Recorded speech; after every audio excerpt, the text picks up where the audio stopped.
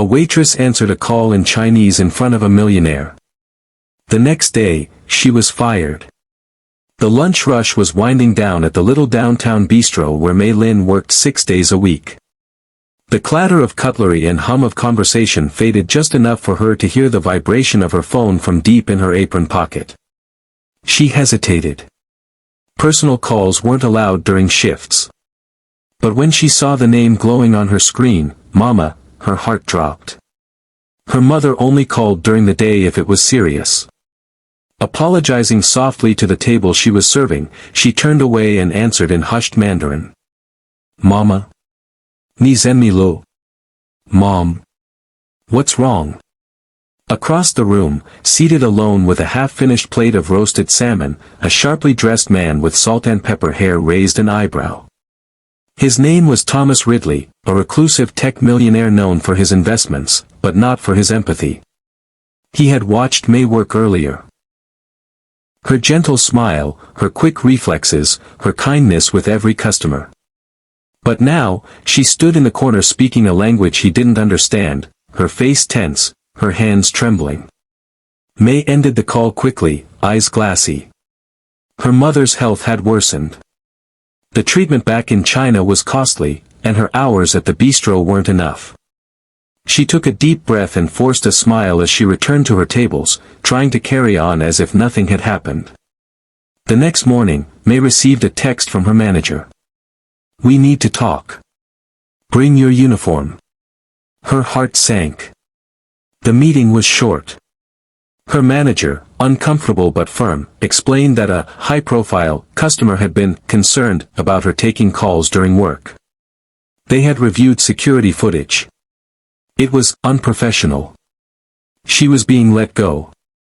Stunned and humiliated, Mei stood silently in her now useless uniform. Please, she whispered, it was my mother. She's very sick. I wouldn't have answered if it weren't serious. But the decision was final. She walked out with her head down, her eyes burning with unshed tears.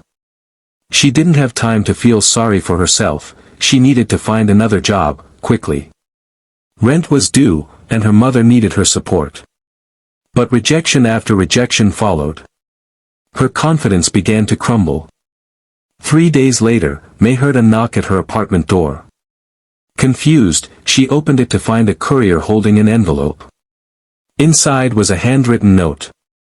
Sometimes the things that look like endings are actually new beginnings. Let's talk. TR. And below the note, a business card with the name Thomas Ridley. Mei blinked.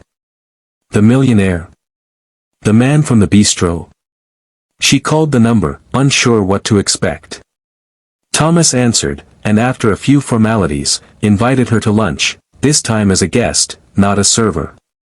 They met at a quiet cafe, worlds away from the bustling bistro. Thomas looked at her kindly.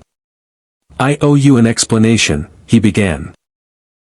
That day, when you answered your phone, you reminded me of someone. My wife, she passed away 5 years ago. She was Chinese, like you.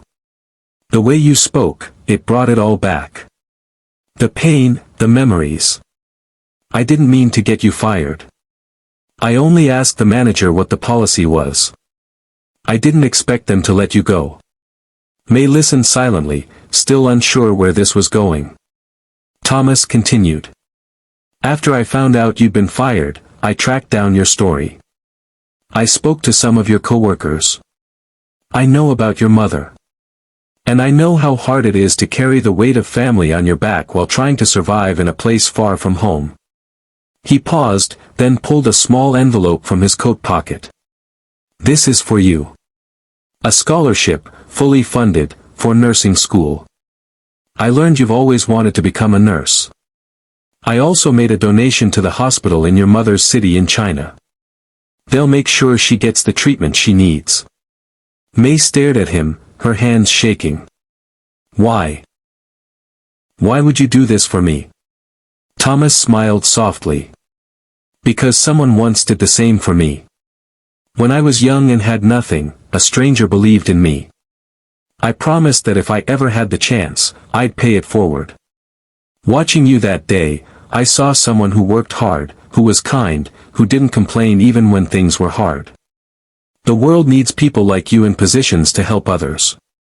Tears rolled down May's cheeks, but this time they weren't from despair. They were from gratitude, from disbelief, from hope. She had thought her world was falling apart, but perhaps it was just beginning to take shape. Months passed. May started her nursing program with vigor and joy. Her mother's condition improved steadily thanks to the new treatments. May and Thomas kept in touch, occasionally meeting for coffee or a walk in the park. Though they came from different worlds, a quiet friendship blossomed, rooted in mutual respect and shared compassion. 3 years later, May graduated top of her class. She stood on a stage, addressing a room full of families and friends.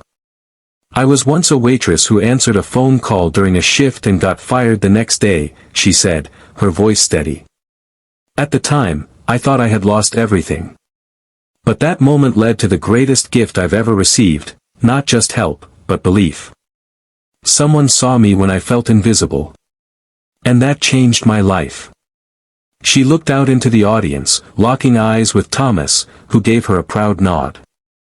So if you ever feel like your kindness doesn't matter, or like your struggle is unseen, remember this: the smallest acts can ripple out in ways you can't imagine. One conversation, one moment of compassion, can change everything. As the room erupted into applause, May knew this was just the beginning. She had walked through fire, and emerged not burned, but forged. Heartwarming message. In a world often too busy to notice the quiet battles others fight, one act of compassion can be a turning point.